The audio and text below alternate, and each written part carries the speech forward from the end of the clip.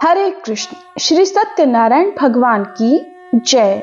प्रिय भक्तजनों, आज हम सुनने जा रहे हैं सत्यनारायण भगवान की वो दिव्य कथा जो जीवन के हर दुख को दूर करके सुख, शांति और समृद्धि का मार्ग खोल देती है। कहते हैं कि जो भी भक्त सच्चे मन और पूर्ण श्रद्धा से इस कथा को सुनता है, उसके जीवन की सभी बाधाएं धीरे धीरे समाप्त होने लगती हैं और भगवान की कृपा बरसने लगती है। तो आइए मन को शांत करें, भगवान का स्मरण करें और पूरी श्रद्धा के साथ इस पावन कथा का श्रवण करें। विश्वास रखिए, आज की ये कथा आपके जीवन में एक नई रोशनी लेकर आएगी। सभी प्रेम से बोलिए, गौरी पुत्र गणेश की जय। श्री सत्यनारायण भगवान की जय। श्री लक्ष्मी नारायण भगवान की जय। सत्यनारायण भगवान की कथा का प्रथम अध्याय। एक बार नैमिषारण्य क्षेत्र में एकत्रित आर्यावर्त के 88,000 ऋषि मुनियों ने मुनिश्रेष्ठ श्री सूत जी महाराज से पूछा, हे मुनिश्रेष्ठ, कलयुग में मनुष्य वेद विधान और धर्म विरुद्ध आचरण करते हुए पापों के बोझ तले दबता जा रहा है। अतः हे मुनिश्रेष्ठ, मनुष्य के कल्याण हेतु कोई ऐसा उपाय बताइए जिससे मनुष्य को पूर्ण लाभ मिल सके। तब श्री सूत जी बोले, हे ऋषियों, आपने समस्त विश्व के कल्याण के लिए अति उत्तम प्रश्न किया है। अब मैं उस मंगलकारी व्रत का वर्णन करूंगा जिसके संबंध में एक बार ब्रह्म ऋषि देवर्षि नारद जी ने भी भगवान लक्ष्मी नारायण से पूछा था और उन्होंने नारद जी से जो कथा कही थी, आप सब भी उसे ध्यान पूर्वक होकर सुनिए। ब्रह्म ऋषि नारद जी मानव कल्याण की इच्छा से विभिन्न लोकों का भ्रमण करते हुए पृथ्वी लोक में जा पहुंचे। वहां अपने अपने कर्मों के अनुसार लोगों को दुखों से पीड़ित देखकर वह बहुत परेशान हुए और मन में विचार करने लगे कि इन प्राणियों के दुख का निवारण कैसे होगा। जब वह कोई उपाय न सोच सके, तब भगवान विष्णु से मिलने पहुंच गए। वहां नारद जी ने श्वेत वर्ण और 4 भुजाओं वाले शंख, चक्र, गदा और पद्म से सुसज्जित भगवान श्री विष्णु की स्तुति करते हुए कहा, हे नारायण, आप सर्वशक्तिमान और सृष्टि के पालन करता हैं। आपका कोई आदि, मध्य और अंत नहीं है। आप सृष्टि के कण कण में व्याप्त हैं और अपने भक्तों की सभी मंगल कामनाएं भी पूरी करने वाले हैं।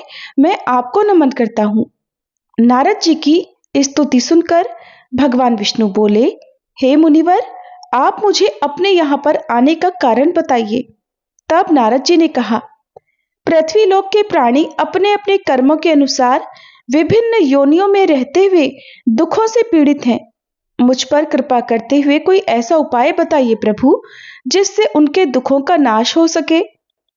इसके उत्तर में भगवान विष्णु बोले, हे नारद, अब मैं ऐसे व्रत का वर्णन करने जा रहा हूं जिसे करने से विश्व के सभी स्त्री पुरुषों को पापों से मुक्ति मिलेगी और निर्धनता नष्ट होने से मनुष्य आनंद पूर्वक जीवन यापन करेंगे।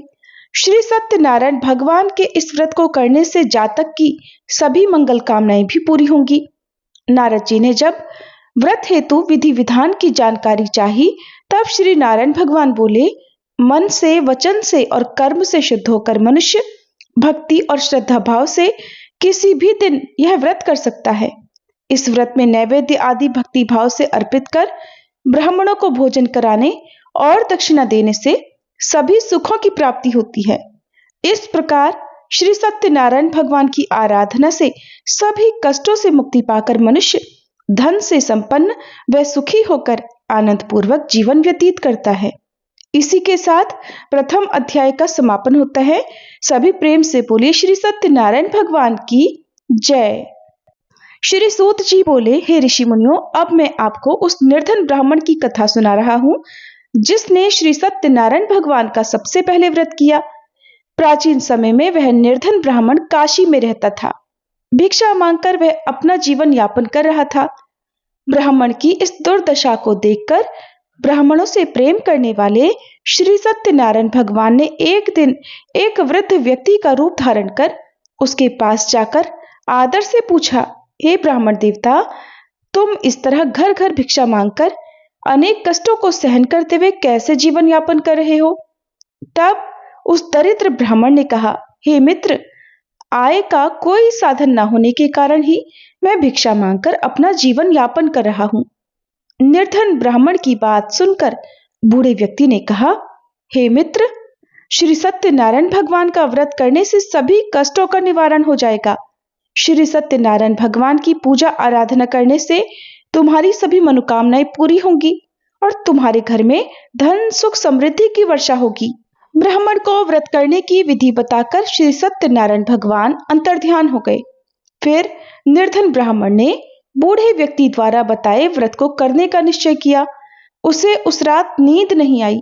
वह व्रत करने के बारे में ही सोचता रहा और रात भर श्री सत्यनारायण भगवान का स्मरण करता रहा। प्रातः उठकर सत्यनारायण भगवान का व्रत रखने का निश्चय करता हुआ वह निर्धन ब्राह्मण भिक्षा मांगने के लिए निकल पड़ा।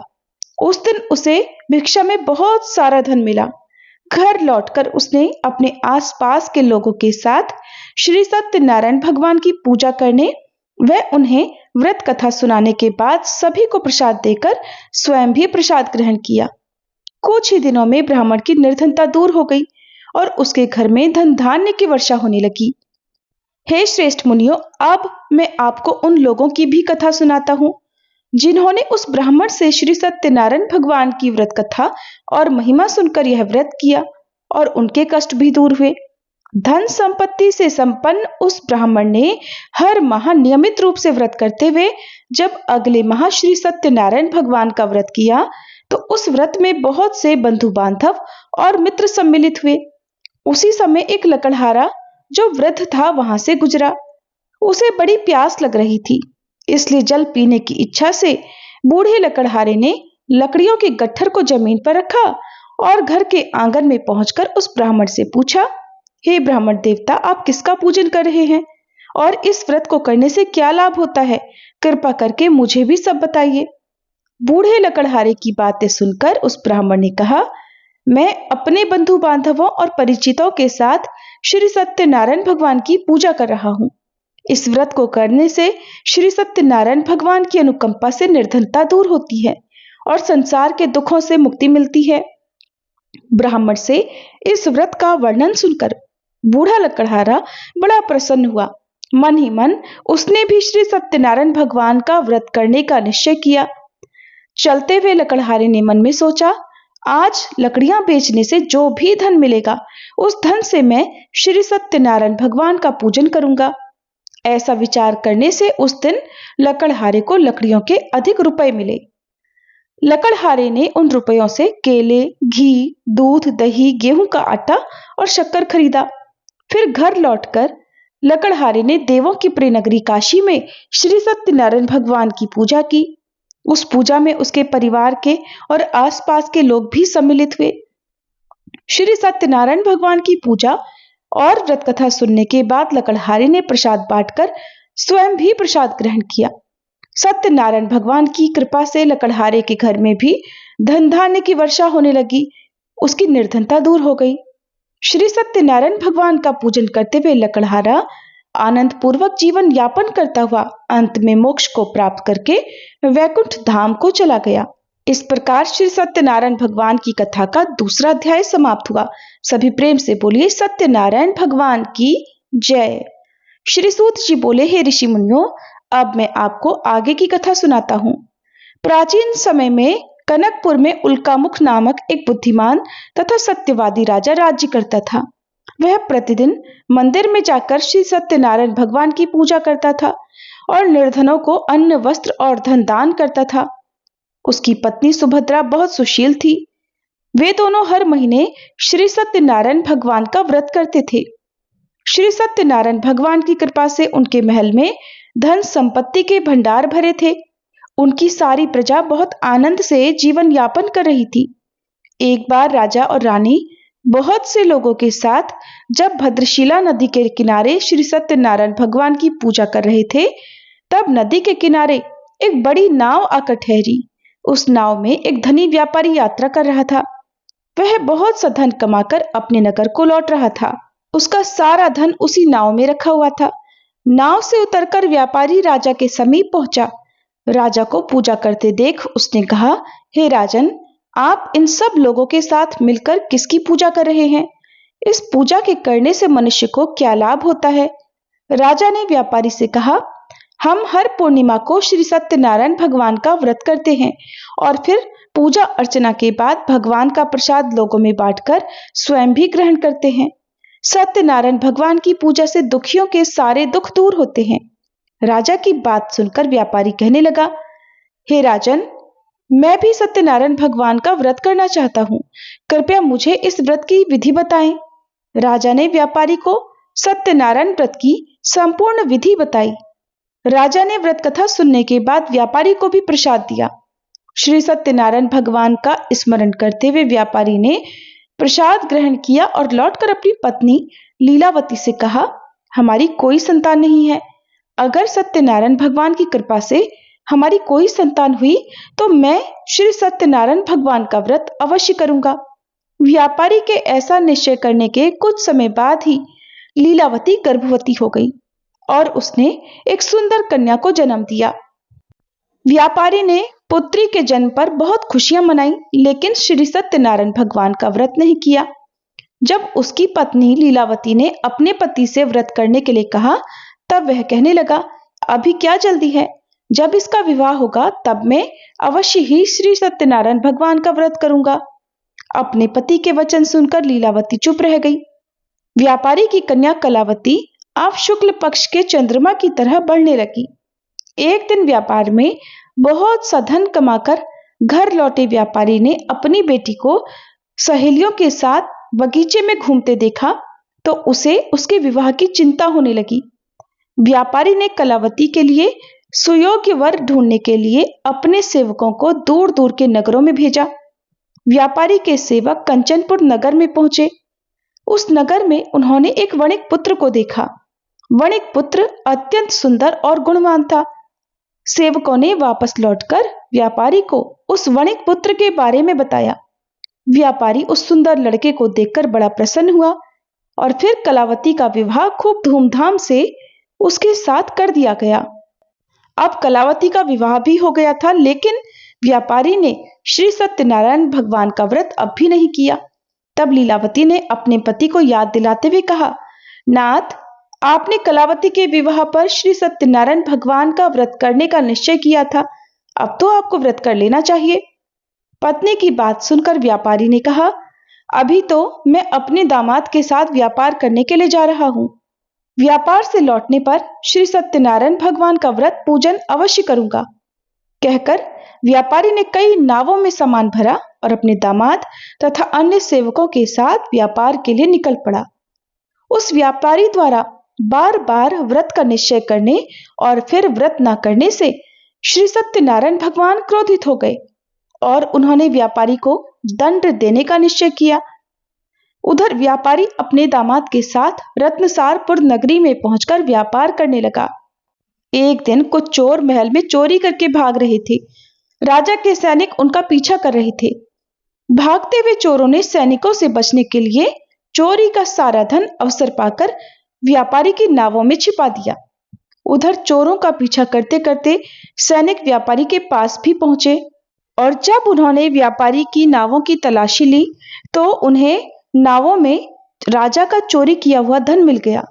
तब सैनिक व्यापारी और उसके दामाद को बंदी बनाकर राजा के पास ले गए। राजा ने उन दोनों को बंदी गृह में डाल दिया और उनका सारा धन ले लिया। श्री सत्यनारायण भगवान के प्रकोप से उधर लीलावती पर भी मुसीबतों का पहाड़ टूट पड़ा। उसके घर में चोरी हो गई और चोर सारा धन चुरा कर ले गए। अब तो घर में खाने के लिए अन्न भी नहीं बचा। भूख प्यास से व्याकुल होकर व्यापारी की बेटी कलावती एक ब्राह्मण के घर पर गई। उस ब्राह्मण के घर में उस दिन श्री सत्यनारायण भगवान की व्रत कथा हो रही थी। उसने भी बैठकर वहां पर व्रत कथा सुनी और प्रसाद लिया। घर लौटकर कलावती ने अपनी मां लीलावती को सारी बात बताई। कलावती से श्री सत्यनारायण भगवान की व्रत कथा की बात सुनकर लीलावती ने भी व्रत करने का निश्चय किया। अगले दिन लीलावती ने अपने परिवार और आसपास के लोगों के साथ श्री सत्यनारायण भगवान की पूजा की। पूजा के बाद सबको प्रसाद बांटकर स्वयं भी प्रसाद ग्रहण किया। लीलावती ने अपने पति और दामाद के घर लौट आने की मनोकामना से श्री सत्यनारायण भगवान का व्रत किया था। लीलावती के विधि पूर्वक व्रत करने और प्रसाद ग्रहण करने से श्री सत्यनारायण भगवान ने प्रसन्न होकर उसकी मनोकामना पूरी की।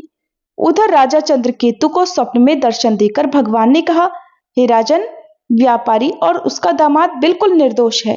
सुबह उठते ही दोनों को मुक्त कर दो। उन दोनों का सारा धन भी वापस लौटा दो। अगर तुमने ऐसा नहीं किया तो मैं तुम्हारा सारा धन वैभव नष्ट कर दूंगा।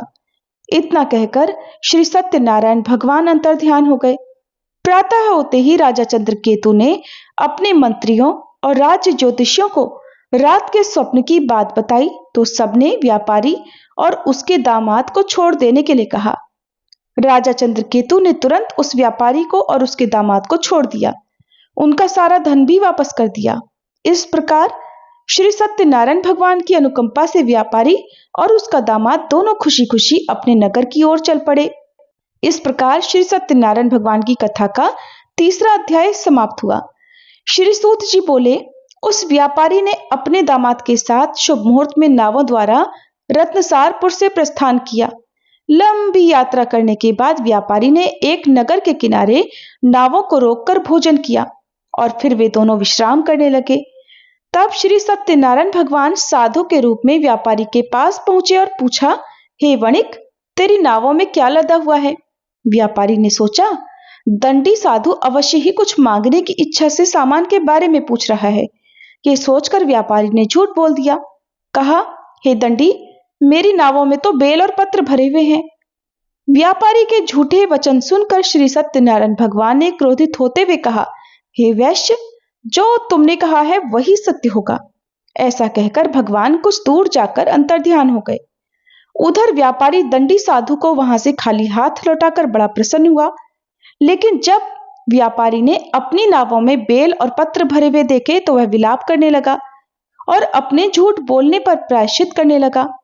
रोते रोते व्यापारी मूर्छित हो गया। कुछ देर बाद जब उसकी मूर्छा दूर हुई तो उसके दामाद ने कहा, आप दुखी मत होइए, ये सब उस दंडी साधु के शाप के कारण हुआ है।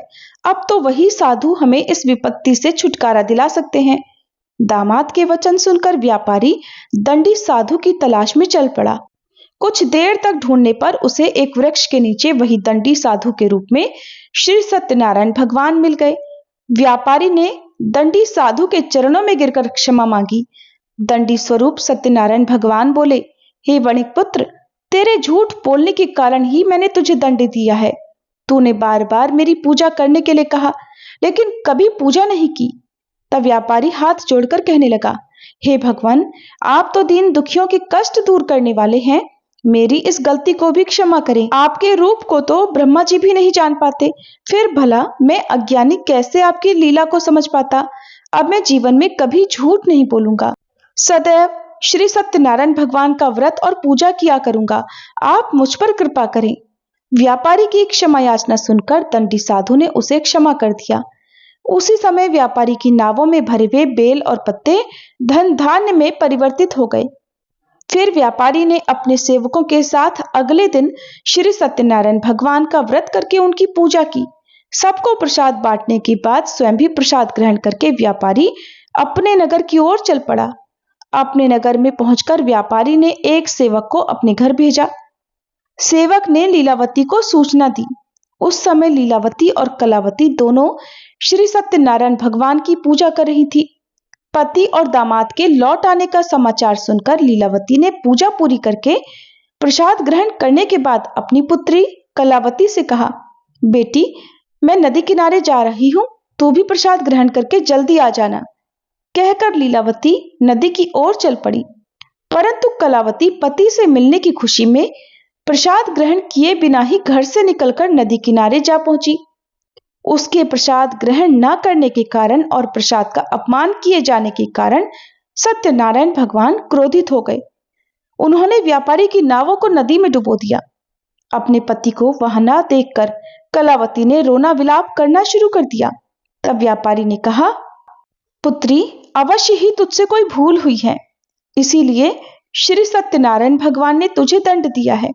तब व्यापारी ने सत्यनारायण भगवान से प्रार्थना की, हे भगवान, मेरे परिवार के किसी भी स्त्री पुरुष से यदि कोई भूल हुई हो तो उसे अवश्य ही क्षमा कर देना। तभी आकाशवाणी हुई, हे वणिक पुत्र, तेरी कन्या मेरा प्रसाद ग्रहण किए बिना ही चली आई है। यदि अब घर पहुंचकर तेरी कन्या प्रसाद ग्रहण करके वापस आए तो उसे पति के दर्शन होंगे। कलावती ने वैसा ही किया। उसके प्रसाद ग्रहण करके वापस लौटने पर नावें जल के ऊपर आ गई। दामाद भी सुरक्षित नदी से बाहर निकल आया। घर लौटकर व्यापारी ने अपने परिवार के साथ मिलकर विधि विधान से श्री सत्यनारायण भगवान की पूजा की। उसकी सभी इच्छाएं पूरी हुई। इस प्रकार श्री सत्यनारायण भगवान कथा का चौथा अध्याय पूर्ण हुआ। प्रेम से बोलिए श्री सत्यनारायण भगवान की जय। श्री सूत जी बोले, हे ऋषि मुनियों, मैं और भी कथा सुनाता हूँ। कौशलपुर में एक राजा था तुंगध्वज। प्रजा उसकी छत्र छाया में आनंद पूर्वक रह रही थी। राजा तुंगध्वज अपनी प्रजा के सुख दुख का बहुत ध्यान रखता था, लेकिन एक बार उसने सत्यनारायण भगवान का प्रसाद ग्रहण नहीं किया। तब श्री सत्यनारायण भगवान ने राजा को प्रसाद ग्रहण न करने का दंड दिया। एक दिन राजा तुंगध्वज जंगल में हिंसक पशुओं का शिकार करने निकला हुआ था। शिकार का पीछा करते करते वह अपने सैनिकों से अलग हो गया और उसने देर तक हिंसक जानवरों का शिकार किया। इसलिए कुछ देर विश्राम करने के लिए वह एक वृक्ष के नीचे बैठ गया। पास में ही कुछ चरवाहे श्री सत्यनारायण भगवान की पूजा कर रहे थे। राजा ने उनके पास से गुजरते हुए सत्यनारायण भगवान को नमस्कार तक नहीं किया।